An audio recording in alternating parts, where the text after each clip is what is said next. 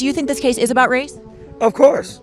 I'm going to be just cold-blooded honest with you. Of course it is. A young black man was shot 7 times in the back, who was never charged with any crime, who was not being aggressive, and who had his back turned on a police officer. Some people would say, Jacob Blake was visited in the hospital by the Vice President of the United States. They would say that is a form of privilege, sort of like what you're discussing. Let me tell you, I wish you would mention the president of my presence.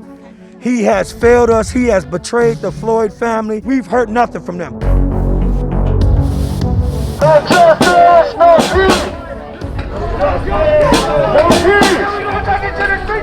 Are you the uncle of Jacob Blake? That is correct, and this is my big brother Bishop from Rainbow Push Coalition out of Chicago.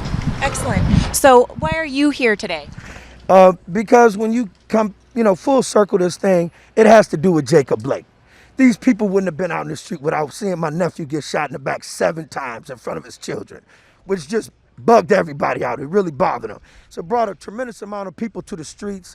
We have to focus on the real issues here. They were innocent ralliers that were sucked into chaos when this young man brought this gun out and murdered them. He had no right lawfully to carry the gun, although the judge says he did. He's a racist, and he's trying to extend his arm to let this young man out. We have to keep our eyes on the facts. We ask people to continue to watch the video. This guy pointed that gun at several people and then shot somebody. Now, a lot of people have been making this about race, and I notice we have some Black Lives Matter protesters here. Do you think this case is about race? Of course. I'm going to be just cold-blooded honest with you. Of course it is. A young black man was shot 7 times in the back, who was never charged with any crime, who was not being aggressive, and who had his back turned on a police officer. Now, but when it comes to the Kyle Rittenhouse case, all of the men that he shot were white. So how is the Kyle Rittenhouse case about race? So to be blunt with you, back in the 50s, 40s, and 60s, they would refer to them as nigger lovers. So they were sacrificed. They were sacrificed, and this young man was used. Now, you mentioned white supremacy. What about this specific case, aside from, I understand they were in Kenosha because of your nephew, but this case with Kyle and those 3 men, what about that? This case is white supremacy. So let's get to the cut of it.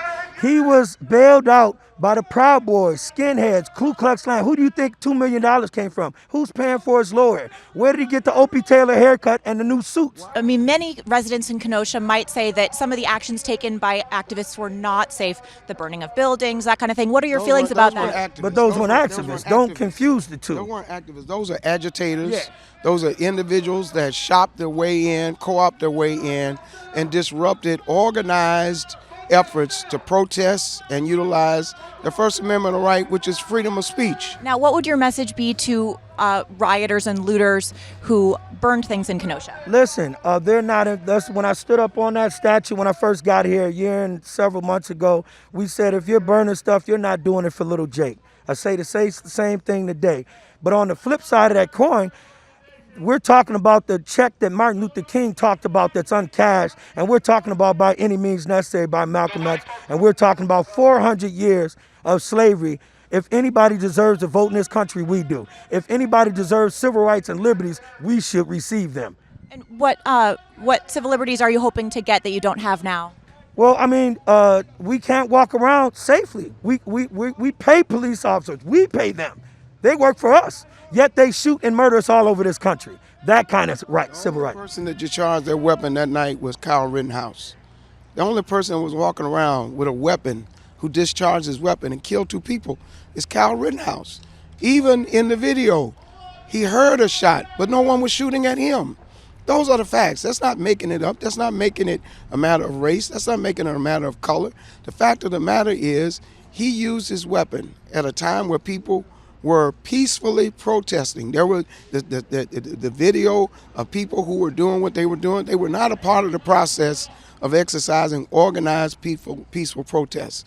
This case must bring clarity to that and must move us forward in terms of us unifying our country around the principles of social justice and civil rights. These 2 young men had no weapon. The 3rd person did. That's different. So that's 2 murders that you can say that happened.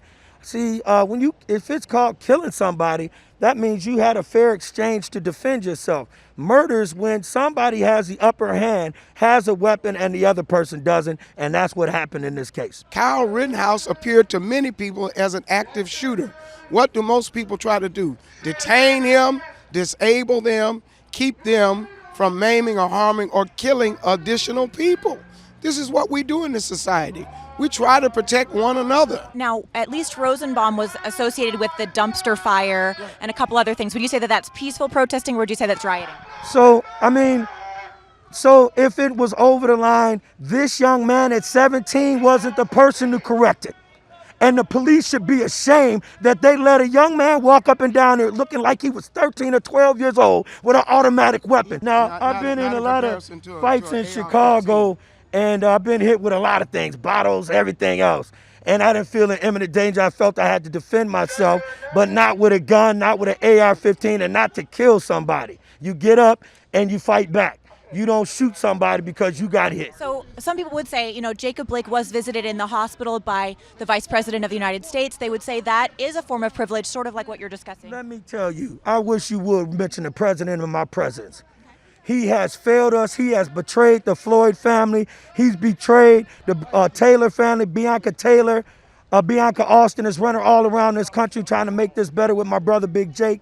We've heard nothing from them. The Floyd bill's not signed. Nothing's happening for the Taylor family. And Jacob Blake is by the DOJ under a Democratic president was told that it was okay. He was shot 7 times in the back. I know you're not mentioning President Biden up in my face. Please.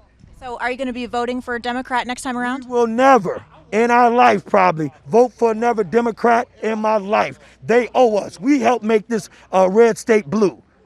My brother held the thing in Grant Park. All we did was support this president. And what did we get? But what African Americans usually get once people get in office is not a damn thing. So this is time that we really think about a third party and how we can maneuver that to get what we need for our community. Why is downtown Chicago so pretty, but the south side looks tore up and the west side looks tore up?